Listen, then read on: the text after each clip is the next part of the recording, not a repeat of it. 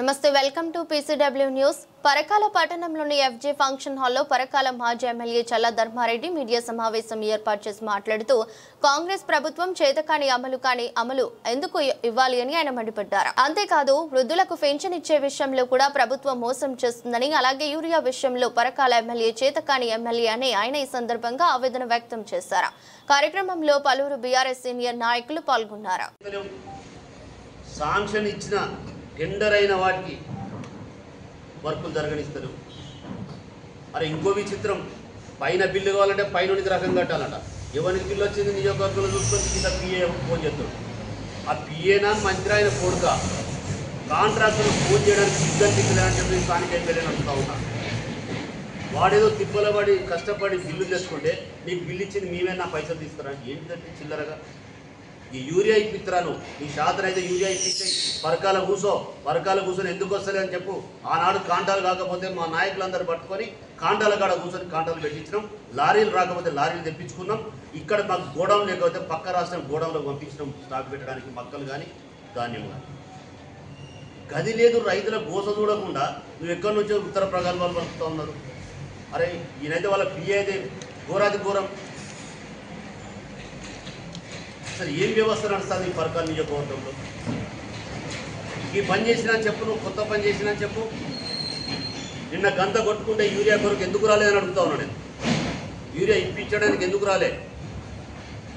ఒక దిక్కు చిట్టీలు చెప్తారట, ఆడ పొద్దంతా లైన్, ఇంకో దిక్కు యూరియా అట, మళ్ళీ ఆడ డే అంత లైన్. ఒక్క బస్తా కొరకు ఒక వ్యవసాయదారుడు భార్య భర్తలు పిల్లలు 2 రోజులు పని పొడగొట్టుకోవాలా ఇంత కష్టకాలంలో? 2 రోజులు పని పొడగొట్టుకుని నువ్వు ఇచ్చే యూరియా ఎంత? చారణ దావత్కు బారంటాంగ ఇక నువ్వు ఇచ్చే యూరియా 300 బస్తాకు 1000 2000 కూలి పొడగొట్టుకుంటాను. ఒక రోజు పనికి పోతే 1000 రూపాయలు 800 రూపాయలు కూలి పొడగొట్టుకుంటా ఉన్నాను. ఇక పట్లేర్ షాపులు, ఆగ్రో సెంటర్లు ఇష్టం వచ్చిన రీతిలో అమ్ముకుంటాను. 350 రూపాయలట, 400 రూపాయలట. నువ్వేం నియంత్రిస్తానో? నీకు దమ్ముంటే ఆపి నువ్వు ఎక్కడ కౌంటర్ పెడతావు పెట్టు. వచ్చిన ధరకే 267 రూపాయలకి 267 రూపాయలు చిల్లర బ్యాగ్ అయితే 350 రూపాయలు 400 రూపాయలు అమ్మితే ఇది నీకు సిగ్గు అనిపిస్తుంది కదా? పరకాలకి ఎన్నడన్నా ఈ దాపులు ఇచ్చిందా 10 సంవత్సరాల కాలంలో? ఎన్నడన్నా అమ్మిందా అట్లా బ్లాక్లో? అసలు అధికారులు ఏం చేస్తారు, మీరేం చేస్తున్నారు? ఇది ఒక్కటే కాదు, ఇంతటితో ఆగదు.